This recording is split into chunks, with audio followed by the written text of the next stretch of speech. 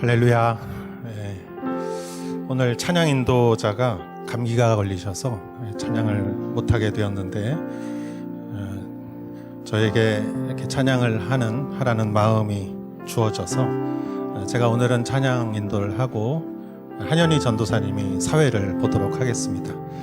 우리 같이 내 주를 가까이 하게 함은 찬양 찬송가 같이 가사를 생각하시면서 같이 찬양하겠습니다.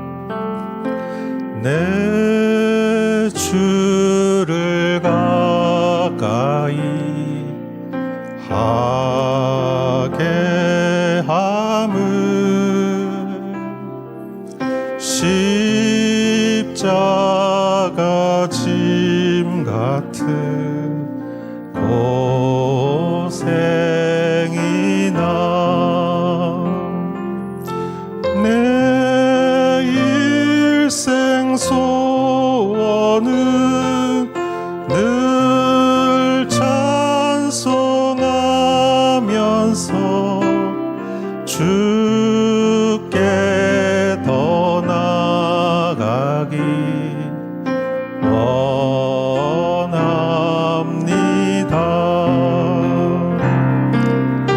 내 고생하는 것 옛 야곱이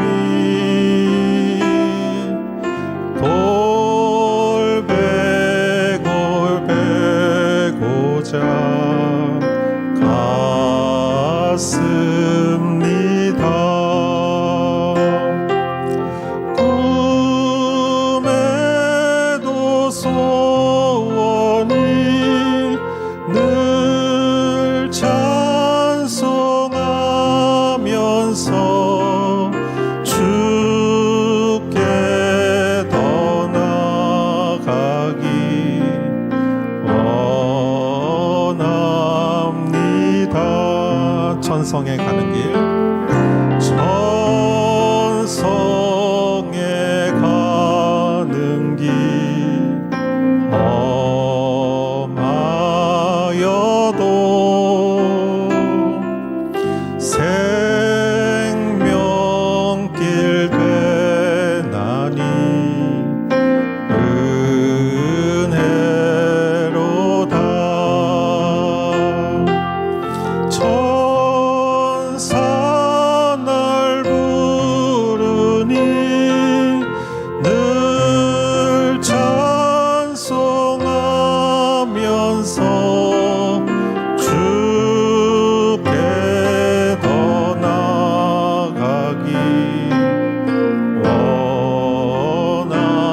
원합니다. 야곱이 잠겨 야곱이 잠깨어 일어난 후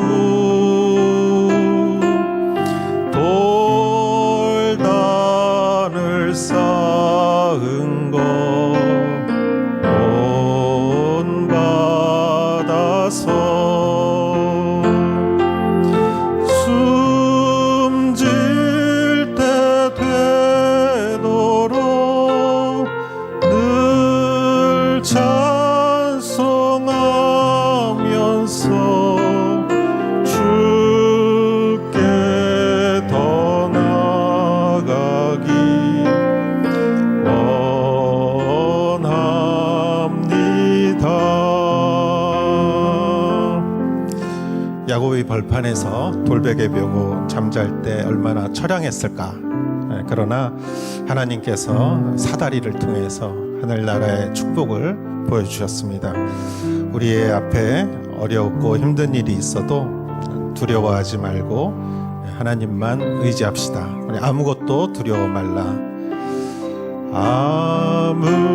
아무것도 두려워 말라. 주 나의 하나님이 지켜주시네. 놀라지 마라. 겁내지 마라.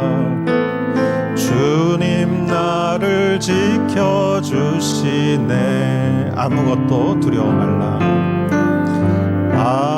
아무것도 두려워 말라. 주 나의 하나님이 지켜주시네. 놀라지 마라. 겁내지 마라. 주님 나를 지켜주시네. 내 맘이 힘에 겨워 지칠지라도 주님 나를 지켜주시네.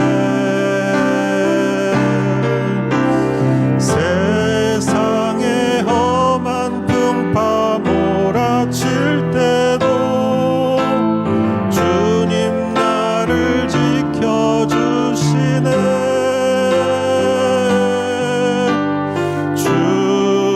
주님은 나의 산성,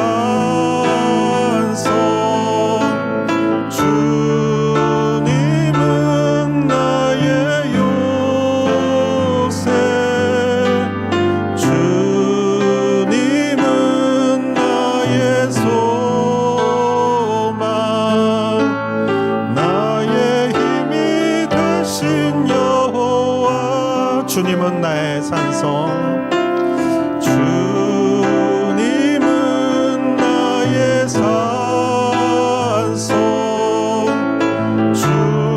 주님은 나의 요새, 주님은 나의 소망, 나의 힘이 되신 여호와.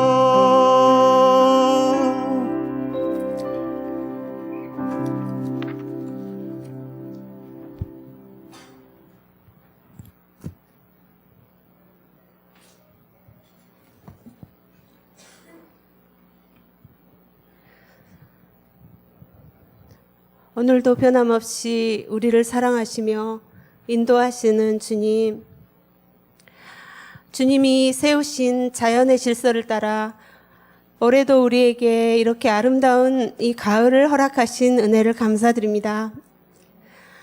왕 되신 주님께서 오늘도 친히 우리를 불러주셔서 이렇게 예배의 자리에 있게 하여 주신 것을 찬양합니다. 이 세상은 여전히 자신들의 소견에 따라 혼잡하고 흔들리고 있고 코로나로 인한 불안은 아직도 있지만 주의 자녀된 저희들 오직 소망 되신 주님만을 바라보고 주 앞에 나아옵니다. 이 시간 저희들 지난 일주일 동안의 삶을 돌아보기를 원합니다. 늘 주님의 큰 은혜 가운데서 살면서도 진정으로 감사하지 못하고 또 사랑하지 못하고 불평하고 절망하고 또 넘어질 때가 많았음을 고백합니다. 주님, 이 시간은 우리의 모든 죄악을 용서하여 주시옵소서. 주님의 보혈로 깨끗하게 씻어 주시옵소서. 사랑하는 주님, 아직도 코로나로 고통받고 있는 이 땅을 불쌍히 여겨 주시옵소서. 자유롭게 서로 만나지 못하고 또 온라인으로 예배하고 또 공부하고 교제하고 일해야 하는 우리 자녀들과 청년들과 저희 모든 주의 백성들을 긍휼히 여겨 주시옵소서. 우리가 어떠한 어려운 상황과 형편 가운데에서도 신령과 진정으로 주님께 최선의 예배를 드리며 또 서로를 위로하며 섬기며 기도하며 겸손히 이 시기를 극복할 수 있게 도와주시옵소서. 또한 고통 가운데 신음하는 아프가니스탄을 긍휼히 여기시고 목숨이 위태로운 가운데서도 주님만을 의지하고 믿음을 지키고 있는 주의 백성들을 지켜주시옵소서. 또한 일본과 한국에 새로운 지도자가 세워지려고 하는 시기입니다. 정말로 진정으로 하나님을 두려워하고 국민들을 사랑하는 지도자들이 잘 세워져서 우리가 모든 경건과 단정함으로 고요하고 평안한 생활을 할 수 있도록 도와주시옵소서. 이 시간 하나님의 말씀을 또 듣기를 원합니다. 말씀을 선포하시는 이영선 목사님에게 성령의 기름을 부으시고 또 주의 말씀이 우리의 마음밭에 잘 뿌려져서 열매 맺혀 하나님의 나라가 확장되게 하여 주시옵소서. 우리를 새롭게 하셔서 축복의 통로로 세워주신 사명을 잘 감당할 수 있도록 도우시는 성령님의 도우심을 기대하며 예수 그리스도 이름으로 기도합니다. 아멘.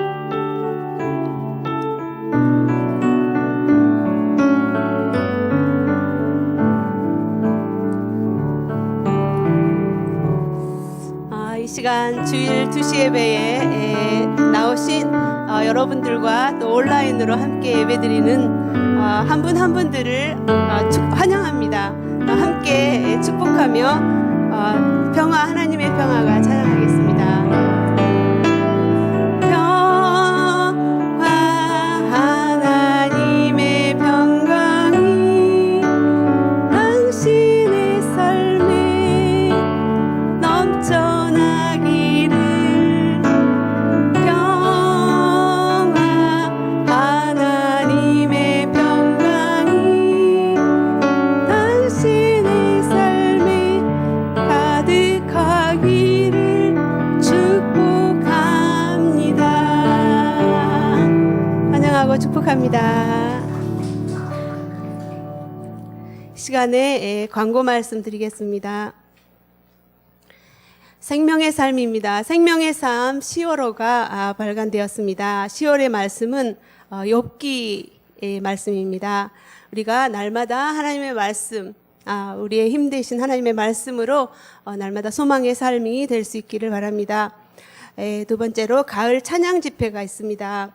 10월 6일 수요일 오전 11시에 스가와라 사키 찬양 사역자를 모시고 위로와 소망이라는 주제로 찬양 집회가 열립니다.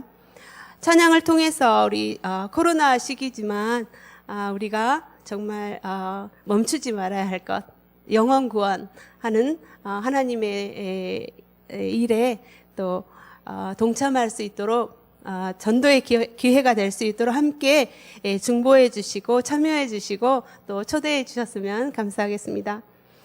세 번째로 Y미션 선교학교 안내드립니다. 10월 30일 토요일부터 Y미션 선교학교가 줌 온라인과 교회 예배당에서 개최됩니다.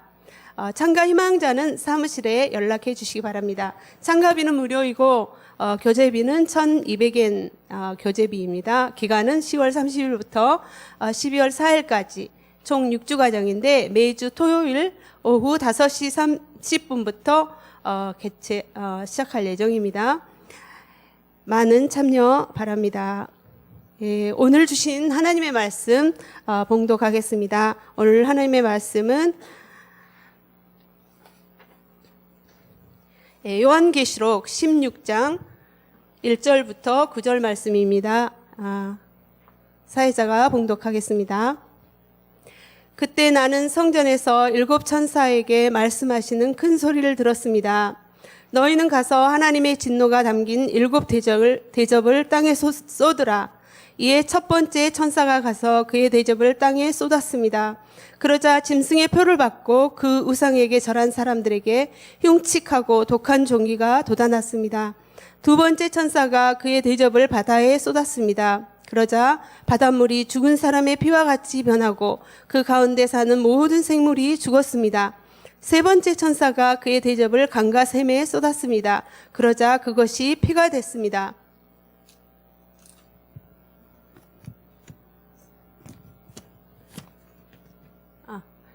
또 나는 물을 주관하는 천사가 말하는 것을 들었습니다.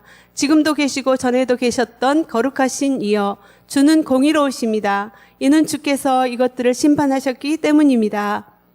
그들이 성도들과 예언자들의 피를 흘렸으므로 주는 그들에게 피를 주어 마시게 하셨습니다. 그들이 그렇게 된 것은 마땅합니다. 이때 나는 제단에서 나는 소리를 들었습니다. 그렇습니다. 전능하신 주 하나님, 주의 심판은 참되고 의롭습니다. 네 번째 천사가 그의 대접을 해 위에 쏟았습니다. 이에 해는 불로 사람들을 태울 권세를 받았습니다. 사람들은 맹렬한 열에 타버렸습니다. 그러자 그들은 이 재앙들을 주관하는 권능을 가진 하나님의 이름을 모독했고 회개해 하나님께 영광을 돌리지 않았습니다. 아멘. 이 시간에는 지성현 목사님의 송별 인사 후에 이영선 목사님께서 하나님의 진노라는 제목으로 하나님의 말씀을 전해주겠습니다.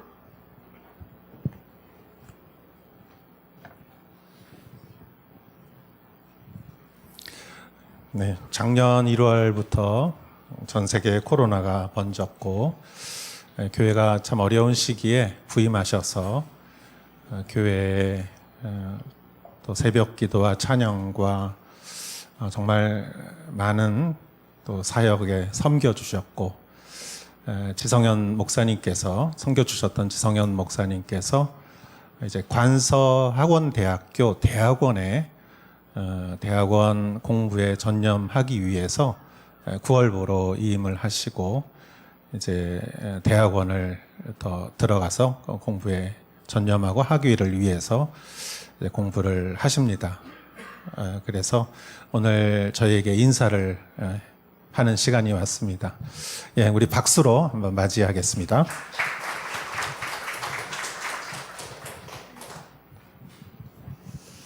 예, 감사합니다. 또 많이 섬겨주셨다고 말씀해 주셨는데 오히려 많은 섬김을 받고 또 너무나도 감사한 마음으로 또 대학원 진학을 결정하게 되었습니다. 제가 처음 교회에 왔을 때 했던 또 고백이 기억이 나네요. 또 처음에 왔을 때 진짜 이 일본까지 인도해 주신 분이 하나님이시고 또 일본까지 올 수 있었던 것이 기적이다, 그런 고백을 했었는데 그것은 지금도 변함이 없는 것 같습니다. 지금도 여전히 저에게는 매일매일 하루하루 이 일본 땅에서의 하루하루가 기적이며 또 놀라운 하나님의 역사하심임을 지금도 고백합니다.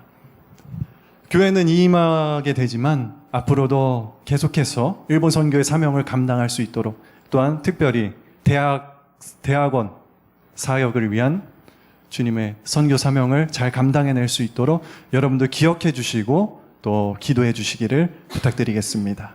네, 감사합니다. 제가 기도하겠습니다.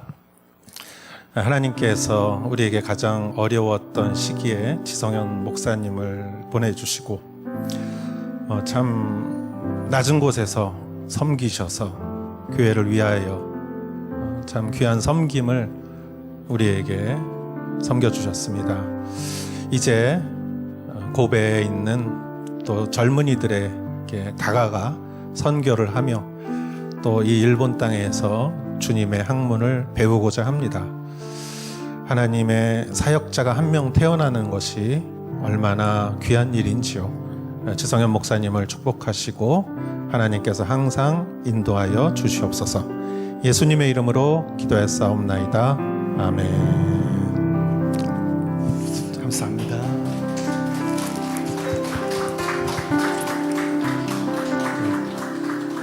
고맙습니다.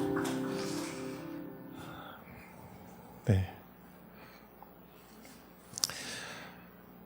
오늘 말씀은 우리가 두려움으로 읽어야 할 말씀이 아니라 우리가 기쁨으로, 그것도 이렇게 우리가 응원하는 팀이, 스포츠 팀이 이겼을 때 이렇게 환호하는 그런 기쁨으로 읽어야 할 책입니다. 왜냐하면 하나님 나라의 승리를 말하고 있고 사탄과 짐승과 거짓과 우상과 이런 모든 제국들이 무너지기 때문입니다. 그래서 이 하나님의 이 심판은 절정을 향해서 달려가는데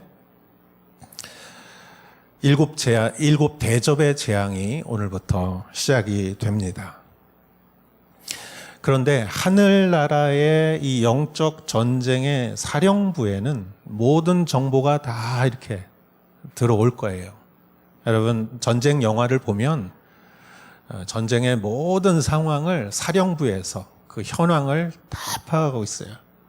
어디에서 지고 있는지, 이기고 있는지, 군대를 어디로 보내야 되는지, 그런 정보가 그 사령부에 다 드러나 있죠. 그러나 보통의 개인들은 그런 정보가 없습니다. 그래서 우리가 이기고 있는지 지고 있는지를 몰라요. 예를 들어서 오늘날 우리는 달력도 있고 일기예보도 있고 인터넷으로 찾아볼 수도 있고, 그래서 오늘의 날씨와 일주일의 날씨와 지금이 어떤 계절인지, 봄이 언제 오는지 이런 걸 다 알 수가 있죠. 그러나 아주 옛날 사람들은 이런 거를 몰랐죠. 봄이 오고 있는데 너무나 추운 거예요. 그러니까 봄이 오고 있다는 거를 모를 수가 있어요. 동일하게 영적 전쟁이 지금 승리를 향해 가고 있는데 그 영적 전쟁이 지금 어떻게 되고 있는지 몰라서 괴로워하는 사람들, 박해와 순교와 그러한 환란 속에서 그 초대교회 성도들이 괴롭고 힘들어할 때 이 요한계시록은 사령부의 현황판을 보여주는 것과 같은 거예요. 그래서 우리는 이기고 있는 것이고 우리는 반드시 승리한다. 이것을 성도들이 보았을 때 얼마나 큰 용기를 얻었을까요? 그래서 당시에 요한계시록 이 말씀은 사람들이 읽고 다른 사람에게 전해주고 또 읽고 다른 사람에게 전해주고, 그거를 읽은 사람들이 얼마나 이 책을 읽는 것을 갈망했을까. 그리고 이 책을 읽으면서 이 말씀은 우리는 승리할 것이다. 그래서 그 예로 지난주에 15장에서 유리바다를 보여줬어요. 모세의 홍해바다와 같이 홍해바다를 건넜던 이스라엘 백성들이 뒤에 쫓아오는 애굽의 군대가 모두 물에 수장되어서 한 사람도 남김없이 그 세계의 최강의 애국 군대가 바다에 수장되고 거기서 몰살했을 때 모세가 그 바다를 보고 승리의 노래를 부르는 것이 출애굽기에 나오죠. 그 승리의 노래와 같이 짐승과 우상과 그 이름의 666 그 숫자를 이긴 사람들이 하나님 앞에서 하프를 들고 유리바다 앞에서 승리의 노래를 부른다는 것을 지난주에 그 노래를 성경을 통해서 보여줬습니다. 그래서 성도들이 그것을 보고 얼마나 감격하고 얼마나 소망을 얻고 힘을 얻었을까 우리는 생각해 볼 수가 있습니다. 그리고 오늘날도 마찬가지죠. 우리들도 이 말씀을 보고 우리는 쾌제를 부르고 우리는 승리의 노래를 불러야 하는 것이지, 우리는 이 말씀을 가지고 두려워해서는 안 돼요. 이것은 하나님의 심판이고 심판의 대상은 적그리스도와 짐승과 사탄과 우상에 있는 것이지 우리 믿는 자들에게 있는 것이 아니라는 것입니다. 하나님은 심판하십니다. 물론 하나님은 죄인을 긍휼히 여기십니다. 그러나 심판의 날까지, 심판의 날에는 하나님은 심판하시며 하나님은 의인을 구원하십니다. 오늘의 그 심판의 클라이막스가 이제 대접의 재앙과 같이 이제 계속 음녀가 무너지고 바벨론이 무너지고 이 사탄이 마지막에 무너지고 이러한 완전한 승리가 이제 펼쳐지는 것이지요. 지난번에 이 7 대접의 재앙과 심판이 있기 전에는 7 나팔의 심판이 있었어요. 7 나팔의 심판의 특징은 3분의 2를 심판했다는 거예요. 그러나 7 대접의 심판은 진정으로 심판하고 하나님께서 처음에 태초에 창조하셨던 창조 세계를 하나님은 심판하십니다. 그것은 심판이기도 하지만 그러나 동시에 새로운 창조를 위한 준비이기도 합니다. 새 하늘과 새 땅을 창조하시기 위한 준비이기도 합니다. 오늘 말씀을 1절부터 보겠습니다. 그때 나는 성전에서 7 천사에게 말씀하시는 큰 소리를 들었습니다. 너희는 가서 하나님의 진노가 담긴 7 대접을 땅에 쏟으라. 성전에서 큰 소리가 들렸다. 여러분, 지난주에 우리 15장에서 성전에 연기가 가득 차 아무도 들어갈 수 없었다고 적혀져 있습니다. 그렇기 때문에 그 성전의 큰 음성은 오직 하나님의 음성이었을 것이고, 음성 앞에 큰이라는 글자를 쓴 것은 큰 심판이 있을 것이기 때문입니다. 하나님은 이렇게 말씀하십니다. 너희는 가서 하나님의 진노가 담긴 7 대접을 땅에 쏟으라. 여기서 하나님의 진노라는 단어가 나왔습니다. 우리는 이렇게 생각합니다. 하나님은 진노하십니까? 네, 진노하십니다. 하나님은 우리 사랑의 하나님 아닙니까?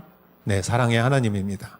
그러나 사랑의 하나님인 동시에 공의의 하나님이며 용서하시는 하나님인 동시에 하나님은 진노하시는 하나님이십니다. 하나님의 진노에 대해서 가장 잘 설명해 준 것이 로마서 1장 18절 19절 말씀입니다. 제가 한번 읽어보겠습니다. 하나님의 진노가 불의로 진리를 막는 자들의 모든 불경건과 불의에 대해서 하늘로부터 나타납니다. 이는 하나님을 알만한 것이 그들 가운데 분명히 드러나 있기 때문입니다. 하나님께서 그들에게 그것을 명백히 보여주셨습니다. 하나님의 진노가 어디에 나타납니까? 불의로 진리를 막는 자들의 모든 불경건과 불의에 대해서 하늘로부터 나타납니다. 불의로 진리를 막는 자, 하나님의 진리를 막는 사람들, 진리를 받아들이고 진리를 고마워하고 진리대로 순종하는 것이 아니라 진리를 막고 하나님의 존재를 부정하고 그분의 선하심을 부정하고 구원과 사랑을 부정하고 하나님이 어디 계시냐고 반문하고 예수님에 대해 부활은 없고 영생은 없고 하늘나라도 없다라고 말하는 것을 의미하죠. 여기에 대해 하나님의 진노가 나타납니다. 왜냐하면은 모르고 이렇게 막은 것이 아니라 알고도 막았기 때문입니다. 어떻게 알았습니까? 9절에서 이렇게 말합니다. 19절에서 하나님을 알만한 것을 그들 가운데 분명히 드러나 있기 때문입니다. 하나님의 능력과 신성이 하나님 피조물 속에 다 들어있어요. 여러분, 하늘을 보시고 산을 보시고 나무를 보시고 꽃을 보시고 계절을 보고 이 1월 성신에 이 우주가 운행하는 것을 보면 정말 조그마한 기계 하나 만드는 것이 그렇게 힘든데 이 전 우주가 이렇게 질서 있게 움직이는 것은 하나님의 신성과 능력이 거기에 있기 때문이죠. 여러분, 모나리자를 보면 그것을 그린 화가의 그 마음을 알 수 있듯이 피조물을 보면 하나님의 신성과 능력을 알게 하나님이 해주셨어요. 그러나 그럼에도 불구하고 하나님을 인정하지 않고 감사하지 않고 영광을 돌리지 않고 썩어질 짐승의 모습과 우상을 만들어서 그것을 하나님이라고 섬기는 그러한 우상 숭배자, 불의로 진리를 막는 자들 앞에 하나님의 진노가 드러난다는 것이죠. 하나님의 심판이 드러나는 것입니다. 물론 하나님은 기다리십니다. 그러나 마지막 날 하나님의 심판이 있는 것이고, 그리고 이제 대접의 첫 번째 대접이 2절에 이렇게 쏟아지게 됩니다. 2절 말씀 보겠습니다. 이에 첫 번째 천사가 가서 그의 대접을 땅에 쏟았습니다. 그러자 짐승의 표를 받고 그 우상에게 절한 사람들에게 흉측하고 독한 종기가 돋아났습니다. 첫 번째 대접, 하나님의 진노의 대접을 어디다 쏟았죠? 땅에다 쏟았습니다. 그러자 대상이 누굽니까? 짐승의 표를 받은 사람들, 우상에게 절한 사람들. 반대로 말하면 우상에게 절하고 짐승의 표를 받은 사람들. 여러분, 우상에게 절을 해야 이 당시에 요한계시록이 쓰여졌던 이 당시에 로마 황제에게 절을 하고 우상 숭배를 해야 666이라는 짐승의 표를 이 팔뚝에 받고 이마에 받고 그 숫자가 있어야 물건을 사고 팔 수 있었다고 그랬습니다. 여러분, 그로 인해서 우상 숭배를 하고 그 표를 받고 그리고 편안하게 살아갔던 사람들은, 하나님을 부정한 사람들은 흉측하고 독한 종기의 재앙을 만난다는 것이죠. 반대로 그 당시에 짐승의 표를 거부하고 우상을 거부하고 정말 고난과 그러한 역경 속에서 그 시대를 견뎌왔던 그 기독교인들은 여기에서 구원의 백성이 되고 유리바다 앞에 정말 그 승리의 노래를 부르는 백성이라는 것이죠. 할렐루야. 저는 우리의 공동체가 유리바다 앞에 있는 승리의 백성이라고 믿습니다. 아멘. 두 번째 대접의 재앙이 3절에 나옵니다. 두 번째 천사가 그의 대접을 바다에 쏟았습니다. 그러자 바닷물이 죽은 사람의 피와 같이 변하고 그 가운데 사는 모든 생물이 죽었습니다. 두 번째 대접이 어디에 쏟아졌습니까? 바다에 쏟아졌어요. 첫 번째 대접은 땅에 쏟아졌고 두 번째 대접은 바다에 쏟아졌고, 그런데 이 두 번째 대접은 두 번째 나팔을 연상하게 합니다. 두 번째 나팔의 재앙은 어땠습니까? 큰 산이 바다로 던져져 그 3분의 1이 피로 변했어요. 그때는 그 심판을, 그 모형을 보여주는 것이었어요. 그래서 일부를 보여줬지만 이 대접이 바다에 쏟아졌을 때는 바다의 물이 죽은 사람의 피와 같이 되어서 그 안에 있는 모든 생물들이 죽었다라는 것이죠.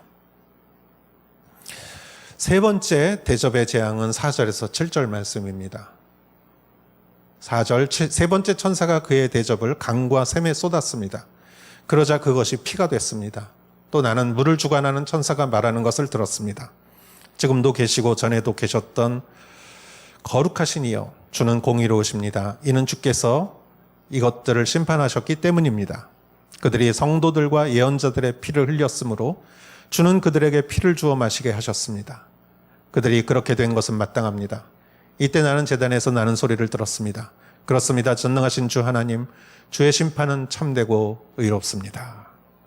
자, 세 번째 그 대접이 강과 샘에 쏟아졌을 때 어떤 일이 일어났는가? 이것은 동일하게 세 번째 나팔의 재앙과 재앙을 연상시킵니다.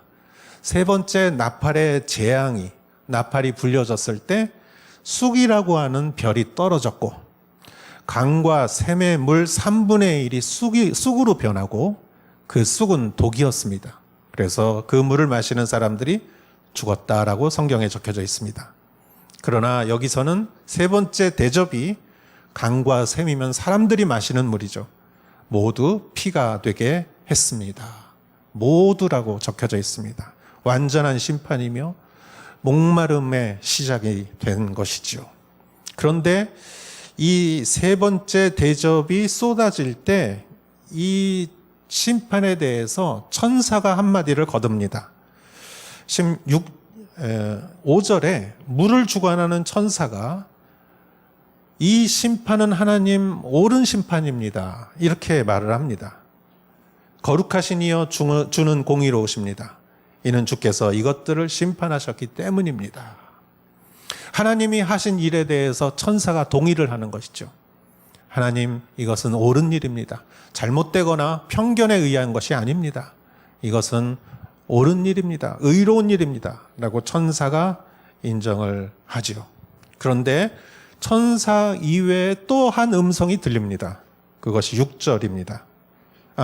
6절은 천사가 왜 의로운지를 천사가 말하는 내용이 6절에 적혀져 있습니다.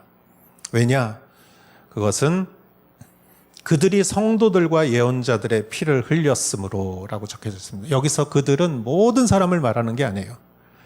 이 적그리스도와 짐승과 거짓 예언자들과 이러한 짐승들, 사탄을 따르는 이러한 교회를 핍박한 사람들, 그들이 성도와 예언자의 피를 흘렸으므로, 그렇기 때문에 주는 그들에게 피를 마시게 하셨습니다. 자기의 죄의 대가를 그들이 받은 것입니다. 그렇기 때문에 옳은 것입니다. 라고 천사가 이렇게 말을 했고 7절에 또 한 음성이 제단에서 들렸습니다. 이렇게 말합니다. 그렇습니다. 전능하신 주 하나님, 주의 심판은 참되고 의롭습니다. 여러분, 제단에서 나는 소리는 제단이 말한 것일까요? 저는 그렇게 생각하지 않습니다. 제단에서 나는 소리는 우리가 계시록에 요한계시록 6장 9절을 참조할 필요가 있는데 거기에서 첫 번째 그 7 인을 띄는 재앙 중에 5번째 인을 띄었을 때 제단 아래에 순교자의 영들이 얘기하는 장면이 나와요. 하늘의 제단 아래 순교자들의 영, 예수님을 믿고 전파하고 믿음으로 살아온 사람들이 박해를 받아서 순교했던 사람들의 영이 이렇게 말합니다. 하나님 언제 심판하시고 우리의 피값을 갚아주십니까? 하나님 왜 심판하지 않으십니까? 하나님 우리의 피값을 왜 갚아주지 않으십니까? 여러분, 내 생명이 남에 의해서 결정된다고 생각할 때 그건 얼마나 분하고 억울할까요? 그때 성경에는 이렇게 적혀져 있습니다. 그러자 그들에게 흰 옷이 주어졌습니다. 주님께서 그들에게 흰 옷을 주시고 이렇게 말씀하십니다. 그 순교자의 수가 찰 때까지 너희는 잠시 쉬어라.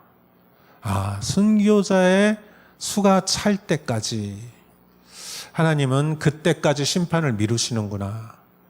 그리고 순교자의 수가 찼던 것이죠. 이 모든 대접의 재앙이 이제 일어나고 세 번째 대접의 재앙이 임했을 때 제단에서 이 순교자들이 저는 말했다고 생각해요. 그렇습니다. 전능하신 주 하나님, 주의 심판은 참되고 의롭습니다. 하나님의 심판은 의롭다고 이렇게 평가를 합니다. 그렇다면 여러분 이런 생각이 들지 않습니까? 하나님이 하시는 일을 천사가 이렇게 의롭고 공정하십니다. 이렇게 말하는 것도 조금 천사가 평가를 할 수는 있겠지라고 생각하면서도 하나님이 하시는 일을 천사가 이렇게 평가를 할 수도 있나? 이렇게 생각할 수 있죠. 여러분, 제가 이 오사카 이 법원에 가서 제가 재판장에 재판하는 데 방청석으로 가가지고 판사가 판결하는 날, 판사가 판결을 문을 딱 읽고 땅 했을 때 제가 방청석에서 뒤에서 박수를 딱 치면서 판사님, 와, 잘했습니다. 그렇습니다. 그러면은 여러분 좀 건방지다고 하지 않을까요? 여러분 어떻게 생각하십니까? 순교자, 하나님 심판은 참되고 의롭습니다. 여러분, 보통 사람이 이렇게 말했다면 좀 건방졌을 거예요. 그렇게 들릴 수도 있어요. 그러나 저는 이렇게 생각합니다. 순교자니까 이 말을 할 수 있다고 생각합니다. 순교자는 할 수 있어요. 순교자는 왜? 그만큼 자기의 하나뿐인 생명을 주님을 위해 드렸고 그만큼 고통스러웠고 괴로웠고 억울했기 때문에 순교자니까 말할 수 있는 것이죠. 여러분, 세상은 잘난 척하는 사람이 자기가 잘한 일 얘기하면 그렇게 좋아하지 않습니다. 그러나 불쌍하고 약한 사람이 고난당하면서 그 고난 속에서 참 인내한 얘기를 들으면 같이 눈물을 흘려줘요. 왜냐하면 그만큼 고통을 당했기 때문이죠. 그렇게 볼 때 고통이 결코 나쁜 것만은 아닙니다. 순교자의 고통과 억울함과 그 손해와 그 비판과 그가 당했던 그 힘들었던 시간은 결코 아무 소용없는 것이 아니라 하늘나라에 가서 그들의 면류관이 되고 계급장이 되고 하나님의 상급이 되는 줄 믿습니다. 그렇기 때문에 여러분, 하나님의 이름으로 여러분이 비판받고 고통받고 오해받고 여러분들이 손해보는 것을 여러분 오히려 기뻐하시기 바랍니다. 여러분 그것도 아무나 할 수 있는 게 아니에요. 바울은 감옥에 갇혔고 여러분 베드로도 감옥에 갇혔죠. 다윗은 광야를 헤맸고 모세는 양치기가 돼서 정말 그 신세가 너무 처량해진 그런 시기를 겪었지만 하나님께서는 그것을 아무 소용없는 그런 거품과 같이 두지 않으셨습니다. 그것이 그들을 위대한 신앙인으로 만들게 하는 기폭제가 되었던 것이죠. 그래서 다윗은 내가 고난당한 것이 오히려 나에게 유익이었다라고 말할 수 있는 것이죠. 사랑하는 여러분, 내가 잘못해서 그런 것이 아니라 내가 정말 하나님 때문에 우리가 여러 가지 겪는 어려움과 고난과 고통을 당했을 때 여러분 그것으로 너무 힘들어하지 마시고 오히려 감사하시고 내가 어떻게 이렇게 하나님과 같이 내가 성경에 있는 많은 신앙의 선배들과 같이 주님으로 인해서 이렇게 고난을 당하는 것이 웬 은혜인가 라고 믿고 나아갈 때 우리가 순교자는 아니어도 주님의 십자가를 지고 같이 고난받은 자로서 우리가 이러한 하나님 나라에서 이러한 발언권이 주어지는 것이 아닌가 생각합니다. 여러분, 우리는 충성합시다. 주님 앞에 믿음과 충성을 가지고 나아가는 여러분 되시기를 주의 이름으로 축원합니다. 네 번째 대접의 재앙이 8절과 9절에 나와 있습니다. 네 번째 천사가 그의 대접을 해 위에 쏟았습니다. 이에 해는 불로 사람들을 태울 권세를 받았습니다. 사람들은 맹렬한 열에 타버렸습니다. 그러자 그들은 이 재앙들을 주관하는 권능을 가지신 하나님의 이름을 모독했고 회개해 하나님께 영광을 돌리지 않았습니다. 네 번째 천사의 대접이 쏟아졌을 때 태양에 쏟아졌습니다. 태양에게. 그때 태양이 뜨거워졌다라고 성경에는 적혀져 있습니다. 이것은 동일하게 네 번째 나팔 재앙을 연상시킵니다. 네 번째 나팔이 불러졌을 때 해와 달과 별의 3분의 1이 그 빛을 잃었다라고 성경은 말하고 있었습니다. 그런데 이번에 네 번째 대접의 재앙에는 해 위에 그것이 부어졌고 해가 더 뜨거워졌고 그리고 사람들을 태울 권세를 받았다. 여기서 사람들이란 적그리스도와 짐승들과 이 우상을 추종하는 교회를 박해하는 사람들을 의미하는 것이죠. 그리고 그 태울 권세를 받았고 9절에 사람들은 맹렬한 열에 타버렸습니다. 여러분 이게 얼마나 끔찍한 장면입니까? 그런데 더 놀라운 것은 그 뒤에 이어지는 말씀입니다. 그러자 그들은 이 재앙들을 주관하는 권능을 가지신 하나님의 이름을 모독했다. 회개하지 않았다. 영광을 돌리지 않았다. 저는 이 말씀이 참 믿어지지가 않았고 이해가 되지 않았어요. 아무리 악한 사람도 그들이 믿었던 사탄과 짐승과 이러한 용들이 힘을 쓰지 못하고 하나님의 권능에 진노의 대접이 쏟아져서 그 태양의 열이 자신들을 불태우고 그렇게 죽어갈 때 그들은 두려워하고 회개하고 회개는 못한다 할지라도 후회는 하지 않겠습니까? 그런데 그 순간에도 하나님을 모독했다라는 거예요. 어떻게 이럴 수 있을까? 그러면서 저는 인간의 죄에 대해서 생각해 봤습니다. 인간의 죄란 얼마나 무서운 것인가. 작은 죄가 큰 죄가 되고 큰 죄가 더 극심한 죄가 되는 인간의 죄. 여러분, 우리는 작은 집에 살다가 조금 큰 집으로 이사 가면 처음에는 큰 집에 사는 것을 우리는 기뻐하지만 곧바로 얼마 안 있어서 집이 크다고 느끼지 않아요. 그리고 더 큰 집을 가고 싶어 해요. 더 좋은 차를 타고 싶어 하고 내 수입이 많아졌어요. 그래서 여유가 생겼어요. 그러나 그것이 오래가지 않아요. 그것이 좀 더 시간이 지나면 내가 여유 있다고 생각하지 않아요. 더 많은 걸 요구하고 더 큰 것을 요구하고 더 큰 힘과 더 큰 권력과 더 견고한 지위와 그 인간의 욕심은 끝이 없는 것이고 이 세상을 다 주어도 여러분 만족하지 못하는 것이 인간의 욕심이요 죄입니다. 저는 출애굽기와 민수기를 읽으면서 요즘 읽으면서 모세가 너무 불쌍해요.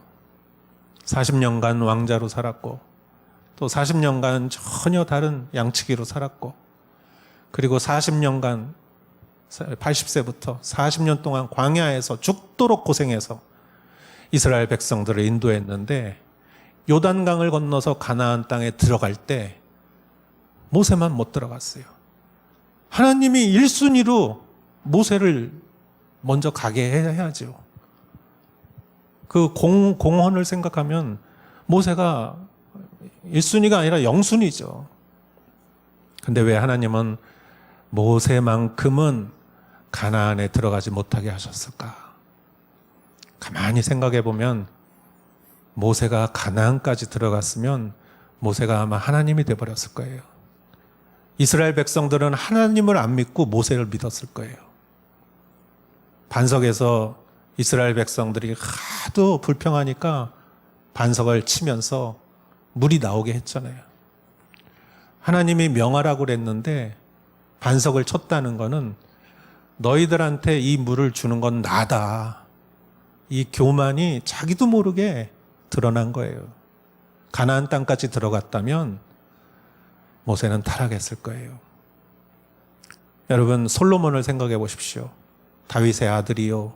솔로몬의 지혜와 그의 영성과 그의 예배와 여러분 그 솔로몬이 이방의 많은 여인들과 외교 관계를 맺고 결혼을 하고 그 여인들이 들여온 그 우상들의 마음을 빼앗겨서 그 여인들이 솔로몬의 마음을 돌려놨다라고 성경은 적혀져 있어요. 여러분 잠언과 전도서와 아가서를 쓴 솔로몬조차 자기가 가야 할 선을 넘었을 때 솔로몬조차 자기가 하나님처럼 되어버린 것이죠. 여러분 사사시대의 기드온을 생각해 보십시오. 기드온의 300명의 용사 우리가 얼마나 잘합니까? 얼마나 신앙이 좋습니까? 그러나 그는 멈춰야 할 때 멈추지 않았어요.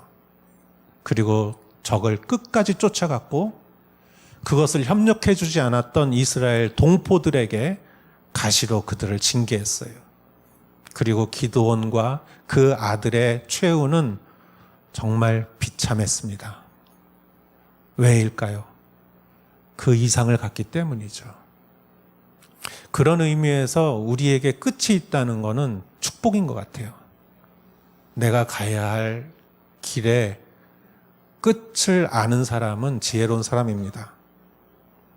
우리는 욕심의 끝이 있어야 하고 역할의 끝이 있어야 하고 생명의 끝이 있어야 하고 권력의 끝이 있어야 합니다. 내가 가야 할 곳까지만 가야 합니다. 그 이상을 가면 내가 하나님이 돼버리고 내 능력이 하나님이 돼버리고 아담과 이브가 선악과를 먹었던 그 동기 중에 가장 큰 것은 하나님처럼 되기 원했기 때문이죠. 인간의 죄 가운데 가장 심각한 죄는 하나님이 되려고 하는 죄입니다. 세상이 나를 중심으로 돌아가야 되고 내 말이 다 실행되어야 한다고 생각하는 것이죠. 그러한 인간의 죄, 그러한 인간의 죄에 속해 있을 때, 나의 뿌리까지 그 죄가 나를 지배했을 때 하나님은 이미 나의 주인이 아니라 나의 경쟁자가 되어버려요. 하나님이 경쟁자가 되어버리면 여러분 하나님과 경쟁을 하지만 하나님과 싸우는 거예요. 여러분 인간이 얼마나 독합니까? 마지막에 내 생명이 다해도 상대방을 눈을 부릅뜨고 상대방을 저주하는 것이 인간입니다. 여러분, 이 사람들의 모습을 보십시오. 자신들이 불에 타가면서도 그러면서도 하나님의 이름을 모독하는 것, 이것이 죄의 무서운 점이죠. 회개하지 않고 영광을 돌리지 않았습니다. 그래서 우리는 죄를 가볍게 여기서는 안 됩니다. 우리가 다 가능성이 있는 거예요. 솔로몬도 그랬다면 나도 그럴 수 있는 것이에요. 그래서 바울은 자신을 죄인의 괴수라고 하고 자신의 죄를 심각하게 생각하며 자신이 날마다 죽노라라고 말하면서 정말 기를 쓰면서 죄와 싸웠던 것이죠. 그렇다면 우리가 하나님 앞에 그분을 주님으로 모시고 살아가는 유일한 길은 한 발 한 발 주님과 동행하는 것밖에 없다고 생각합니다. 그렇지 않으면 어느새 죄가 나를 교만하게 만들고, 여러분, 교만은 패망의 선봉이라고 그랬습니다. 나를 하나님처럼 만들려고 하는 그런 죄가 나를 지배할 수 있는 것이죠. 그런 의미에서 제가 이 말씀을 생각하고 있을 때 한 가지 생각이 떠올랐습니다. 뭐냐면은 신앙에는 충전기가 없다라는 생각이 들더라고요. 여러분 갖고 계신 핸드폰을 보십시오. 충전기가 다 있죠. 그래서 저녁 때 선을 연결해 놓고 아침에 빼도 하루 이상을 쓸 수가 있어요. 전기가 연결이 안 돼도 하루 이상 쓸 수 있어요. 충전기가 있기 때문에. 그러나 신앙에는 충전기가 없습니다. 어제의 신앙이 오늘의 나를 살릴 수가 없어요. 어제의 기도, 어제의 축복, 어제의 은혜, 어제 먹은 밥이 오늘 나에게 힘을 줄 수 없듯이 신앙은 오늘의 말씀, 오늘의 기도, 오늘의 은혜, 오늘의 축복, 우리는 항상 겸손하게 하나님과 동행해야 하는 것이죠. 그러나 첫 번째 말씀드렸듯이 우리는 물론 조심해야 하지만 오늘의 말씀이 우리에게 해당하는 것은 아닙니다. 우리는 그 반대편에 있는 자들입니다. 심판의 반대편에 있으며 유리바다 앞에 서 있는 자들입니다. 여러분, 이 세상에 살면서 부조리가 얼마나 많습니까? 여러분, 아프가니스탄을 보십시오. 그 탈레반들이 하는 행위를 보십시오.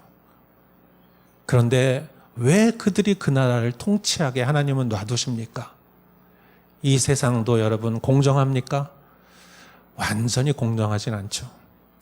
이 세상의 부조리와 억울한 일과 죄와 악과 해결해야 될 일이 얼마나 많습니까? 이거를 해결할 수 있다고 생각하십니까? 저는 해결할 수 없다고 생각해요. 작년 1월부터 세계에 코로나가 번졌어요. 전 세계 사람들은 가장 1순위가 코로나였어요.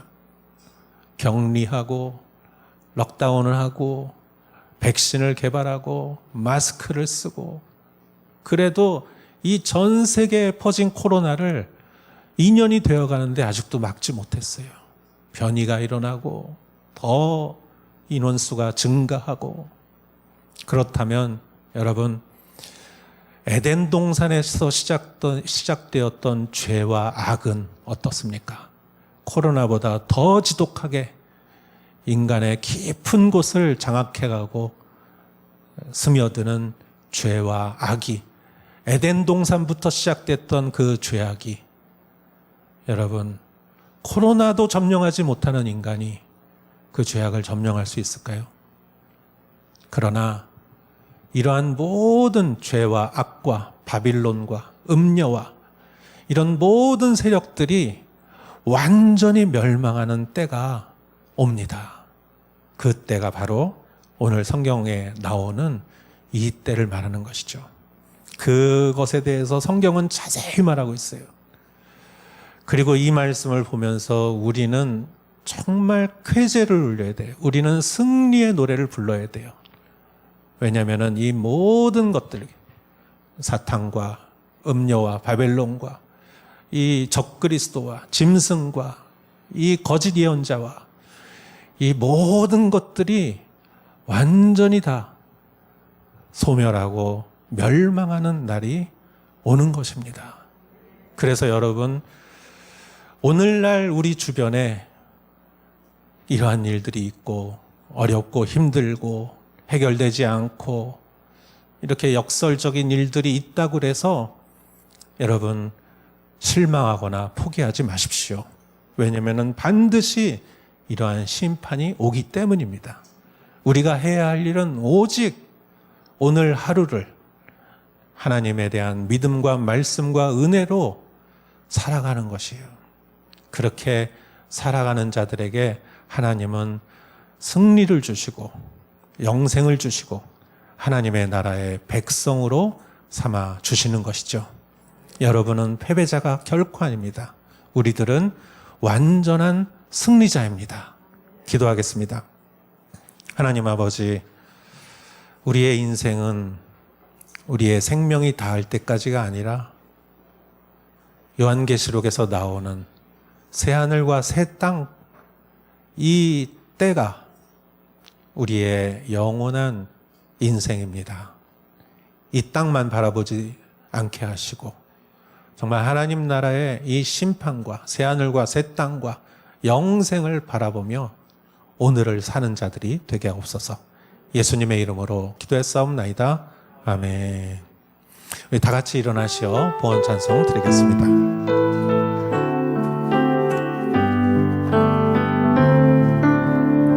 힘으로 되지 않고 능력으로 되지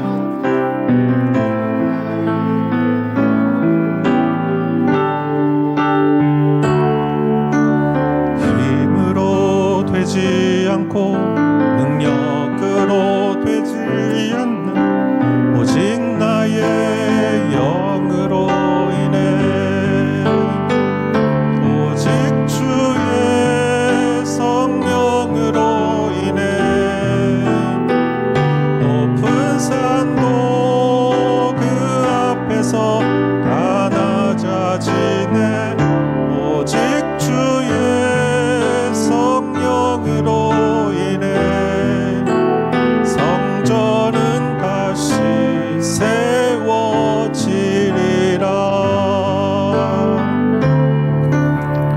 힘으로 되지 않고 능력으로 되지 않는 오직 나의 영으로 인해 힘으로 되지 않고 능력으로 되지 않는 오직 나의 영으로 인해 오직 주의 성령으로 인해 높은 산도 그 앞에서 다 낮아지네 오직 주의 성령으로 인해 성전은 다시 세워지리라.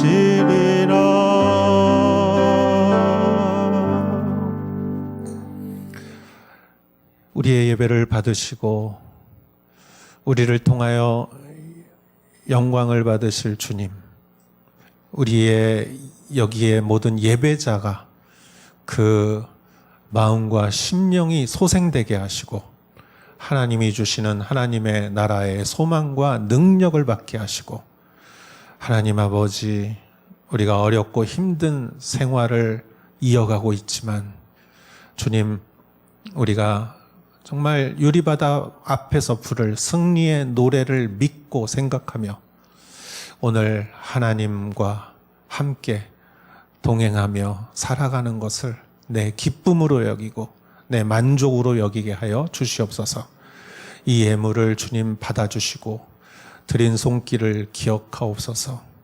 한 사람 한 사람 감사와 헌신과 기쁨으로 주님 앞에 예물을 드렸사오니 드린 그 마음 밭에 하나님 더 큰 축복을 주시고 하나님 아버지 재정적으로 축복하시고 건강으로 축복하시고 형통함으로 축복하여 주시옵소서. 이제는 우리 주 예수 그리스도의 은혜와 하나님 아버지의 사랑과 성령의 인도하심이 여기 모여 주님 앞에 승리의 날을 믿고 나아가는 사랑하는 성도님들 한 분 한 분 머리 위에 이제로부터 영원토록 함께 하실지어다. 아멘.